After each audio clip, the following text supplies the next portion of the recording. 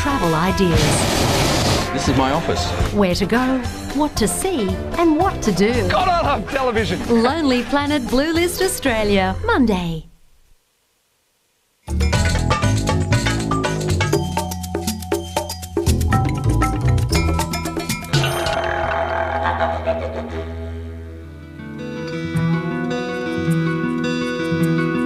He was an exceptional artist in that he helped define a national identity for Australia. Sir Hans Huyssen was born in Germany and studied art in France, but he never saw anything in Europe that captivated him like the Australian bush.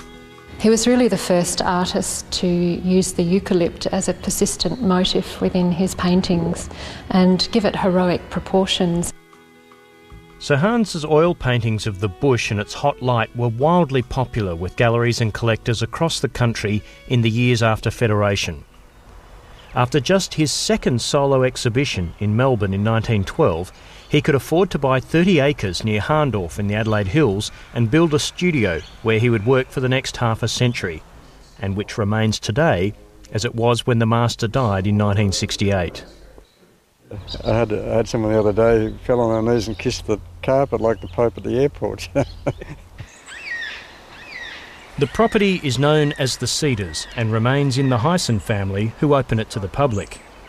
Every day, curator Alan Campbell passes the 300 or 400-year-old trees, portraits of which hang in the country's finest galleries. He had three favourites up on the ridge here, and with those in particular, he used artistic licence quite often. He'd omit one or would move two closer together or would put one into another. The famous driving into the light, two of the gums and that were here on the property and one was about 4 kilometres away. The artist was so infatuated with gums he couldn't bear to see his favourite subjects cut down, so he paid council workers to put away their axes and expanded his property fivefold. He bought his neighbours out. He bought 2 major properties plus the government road to protect his gum trees so they wouldn't be felled for timber. So he was an early conservationist. Got to go forward, please. John? 40 years after his death, the Art Gallery of South Australia is staging a retrospective of Sir Hans Huyssen, drawing together masterpieces from galleries and private collections around the country, some for the first time. Curator Rebecca Andrews believes one of the treasures, hauling timber, confirms his status as an early greenie. What we see are eucalypt giants that have been felled and they're almost carried by a bullock and cart as if in a funeral procession. And I think you can certainly read perhaps a bit of a political statement in those paintings because he had such affinity for the local landscape and the gum trees that were in it. The exhibition, which will tour nationally for 2 years, is part of a resurgence of interest in Sir Hans's art. After experiencing the heights of popularity during his life, at the time of his death his style had become unfashionable. But now his work is being reconsidered. I think we've all had to overcome that image of Hans Huyssen as this towering giant of art in South Australia, indeed Australia, who really put everybody else in the shade just through his sheer workaholic tendencies, through his moral purity, through his uprightness and through his undying devotion to the gum tree. One aspect being reconsidered is Sir Hans's lesser-known works in South Australia's far north.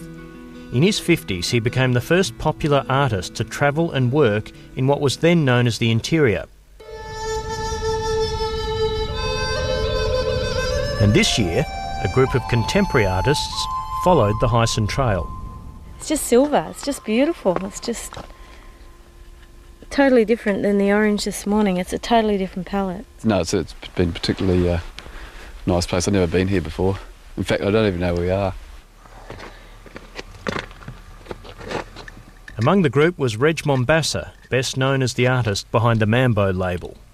Oh, it's beautiful.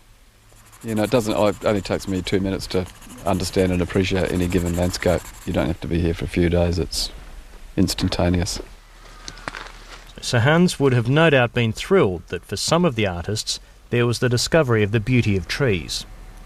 Before I came here, I would not have imagined there would be these cypress pines here.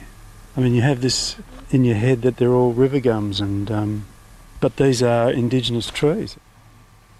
Before heading to the outback, the artists